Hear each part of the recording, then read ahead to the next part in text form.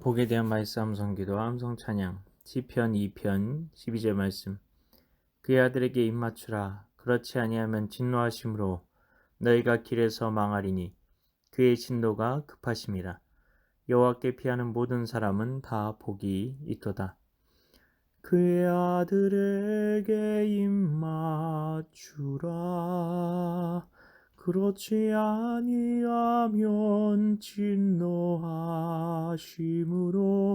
너희가 길에서 망하리니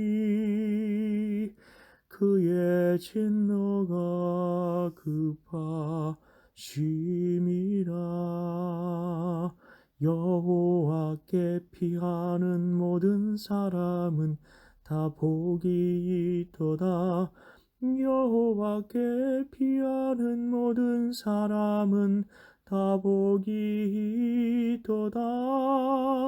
여호와께 피하는 모든 사람은 다 복이 있도다.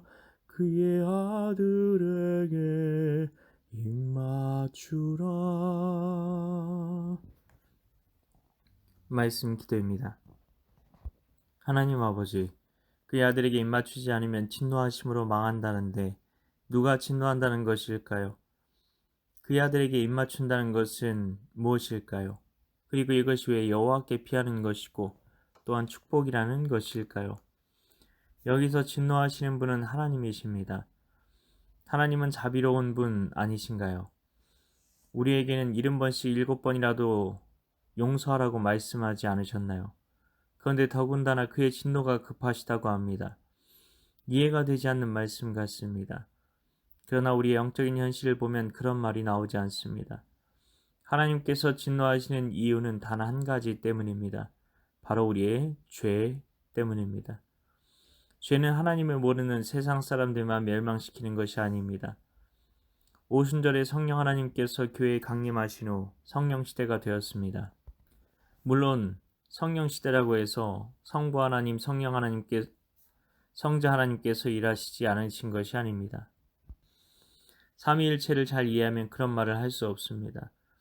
삼위일체 하나님께서는 늘 교제하고 계십니다. 그래서 모든 일을 한마음 한뜻으로 결정하십니다. 성령 하나님께서 전면에서 일하실 뿐 삼위일체 하나님께서 모든 일을 함께 결정하고 계신 겁니다. 그렇기 때문에 성령 하나님께서 일하시는 것은 성부 하나님의 뜻이자 성자 예수님의 뜻이기도 합니다. 성령 시대에 하나님께서는 교회를 세우셨습니다. 그리고 그 교회의 맨 처음 지도자가 예수님의 동생이었던 야고보입니다. 야고보가 쓴 야고보서에서 그는 하나님을 믿는다고 하면서도 욕심에 이끌려 결국 죄를 낳게 되는 자는 멸망하게 된다고 말합니다. 왜냐하면 하나님께서는 죄에 대해 진노하시기 때문입니다. 우리의 이 땅에서의 마지막 순간이 언제인지 아무도 모릅니다. 그렇기 때문에 하나님의 진노가 급하시다고 한 것입니다. 그만큼 우리가 빨리 돌이키길 원하시기 때문에 이런 말씀을 하신 것입니다. 그리고 하나님께서는 죄로 인해 하나님께서 지으신 인간이 멸망의 길로 가는 것을 더 이상 지켜보기 힘드실 정도가 되신 것입니다. 그래서 하나님의 입장에서도 빨리 죄와 마귀를 심판하시고 싶어 하시기 때문에 하나님의 진노가 급하시다고 말씀한 것입니다. 그러면 그 죄에 대한 하나님의 심판에서 구원받기 위해 우리가 해야 하는 것은 무엇일까요? 그의 아들에게 입맞추는 것입니다. 찬양의 가사처럼 주의 옷자락 만지며 주의 두 발을 씻기며 주님 그 발에 입맞추며 나의 왕관을 주님의 보좌 앞에 벗어드리는 것입니다. 이것이 하나님의 아들 예수님께 입맞춘다는 의미입니다. 예수님을 나의 주, 나의 왕, 나의 하나님으로 고백한다는 것입니다.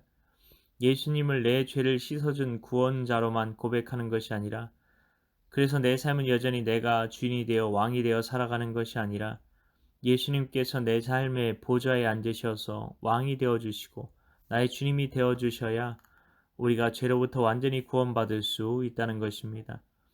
예수님께서는 우리가 지옥 갈 신세였는데 대신 십자가에 죽어주셔서 나를 천국 가게 만들어준 은인 정도가 아니시라는 겁니다. 예수님께서는 내 인생의 친구처럼 심지어 나를 하나님의 신부로 삼으실 만큼 나와 완전한 하나됨을 원하신다는 것입니다. 우리 인생에 깊이 들어와 인생의 모든 순간을 동고동락하시겠다는 것이 하나님의 소원입니다. 그래서 그의 아들에게 입맞추라고 말씀하신 것입니다. 그런데 왜 이것이 여호와께 피한다는 의미일까요? 적의 대규모 공격을 막아낼 수 있는 방법은 요새나 산성과 같은 피난처에 들어가는 것뿐입니다. 지금 우리에게 일어나고 있는 영적인 전쟁은 나 혼자 믿음의 방패 하나 들고 싸워 이길 수 있는 게 아니라는 겁니다. 온 교회가 함께 피난처이신 하나님 안으로 들어가 그 영적인 공격들을 막아내야 한다는 것입니다. 그 공격을 하나님 안에서 피해야 한다는 것입니다. 그러면 이것이 왜 복이 된다는 말일까요? 우리는 물고기와 같습니다. 물고기는 물이 없이는 살 수 없습니다. 이처럼 우리는 하나님의 은혜 밖에서는 살 수 없는 존재입니다.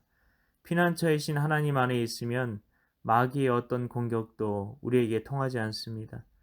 그래서 예수님께서 끊임없이 나의 안에 거하라고 말씀하신 것입니다. 우리가 하나님 안에 거할 때 우리는 은혜를 풍성하게 누리며 그 안에서 세상은 줄 수 없는 초자연적인 평강 가운데 살아갈 수 있다는 것입니다. 그래서 우리가 하나님께로 피하는 것이 말할 수 없는 복이 된다는 것이고 우리가 이 비밀을 알아야 한다는 것입니다. 우리가 하나님 안에 거하는 방법이 무엇일까요? 하나님을 의식하는 것입니다. 하나님을 의식하기 위해서 우리에게 가장 좋은 방법이 무엇입니까? 말씀을 암송하면서 하나님을 바라보는 것입니다. 그래서 시편 1편에서 복 있는 사람은 오직 여호와 율법을 주야로 묵상하는 자로다라고 그 축복의 비밀을 가르쳐 주었던 것입니다. 하나님 아버지, 우리에게 주신 은혜와 축복의 비밀, 온전한 구원의 비밀을 우리가 누리며 살아가게 하소서. 오직 예수님 안에서 살아가는 것만이 우리가 구원받고 이 세상에서 풍성한 은혜 가운데 살아갈 수 있는 유일한 길임을 다시 한번 확인케 되었습니다. 이를 위해 오늘도 말씀 암송 기도 암송 찬양 가운데 나아가오니 우리의 왕이 되신 예수님만 늘 생각하며 바라보며 의지하며 오늘 하루를 살아가게 하여 주시옵소서. 믿고 감사드리오며 예수님 이름으로 기도합나이다. 아멘.